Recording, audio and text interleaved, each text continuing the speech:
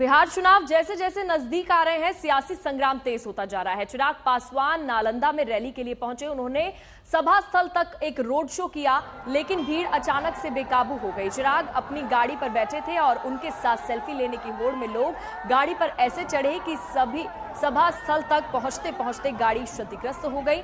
अंत में बेकाबू समर्थकों को शांत किया गया। जनसभा में चिराग ने कहा कि वो बिहार से नहीं बल्कि बिहार के लिए चुनाव लड़ना चाहते हैं। तो वहीं तेजस्वी यादव ने दावा किया है कि अगर वो सत्ता में आए तो 20 महीनों में बिहार का कायाकल्प कर देंगे। मैं चुनाव लड़ूंगा, पर मैं बिहार से चुनाव नहीं लड़ूंगा।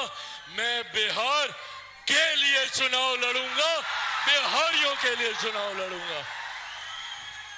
और चिराग पासवान 243 सीटों पे हर जगह चिराग पासवान बनकर बिहार फर्स्ट, बिहारी फर्स्ट की सोच को मजबूत करने के लिए चुनाव लड़ने का काम करेगा। आपने इनको 20 साल से आपको केवल 20 महीना दे दीजिए, बस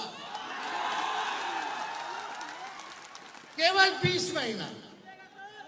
जो 20 साल में काम नहीं हुआ वो 20 महीना में हम काम करके दिखाएंगे। तो सबसे युवा प्रदेश बिहार के नौजवानों की जवानी को हम बर्बाद नहीं होने देंगे।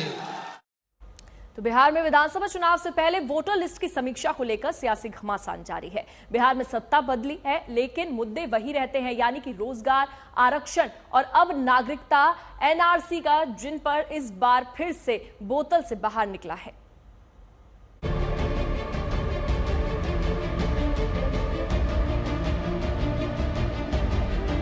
बिहार की सियासत सिर्फ सत्ता की कुर्सी की कहानी नहीं, यहाँ सियासत भावनाओं से चलती है।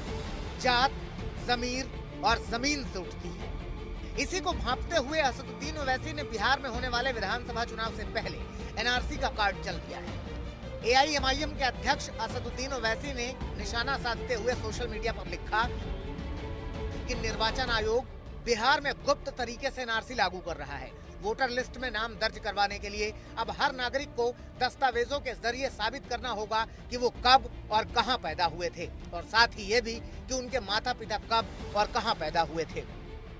ओवैसी की कलम यही नहीं रुकी, उन्होंने आगे लिखा, बाढ़ प्रभावित सीमांचल क्षेत्र के लोग सबसे गरीब हैं। वे मुश्किल से दिन में 2 बार खाना खा पाते हैं। ऐसे में उनसे ये अपेक्षा करना कि उनके पास अपने माता पिता के दस्तावेज होंगे, ये एक क्रूर मजाक है। दरअसल बिहार में इस साल होने वाले विधानसभा चुनाव के लिए चुनाव आयोग ने हर वोटर की पात्रता का फिजिकल सत्यापन करने के निर्देश दिए हैं। चुनाव आयोग का कहना है कि एक सामान्य प्रक्रिया है, हर मतदाता की पुष्टि जरूरी है। इसके बावजूद ओवैसी ने चुनाव आयोग को एक चिट्ठी भी लिखी है, जिसका मूल ये है कि बिहार में मतदाता सूचियों का विशेष गहन पुनरीक्षण कानूनी रूप से संदिग्ध कार्य है। इससे आगामी चुनावों में वास्तविक मतदाता अपनी बात कहने से वंचित रह जाएंगे। ओवैसी के बयान को जेडीयू कोटे से बिहार में मंत्री जमा खान ने बेबुनियाद बताया है।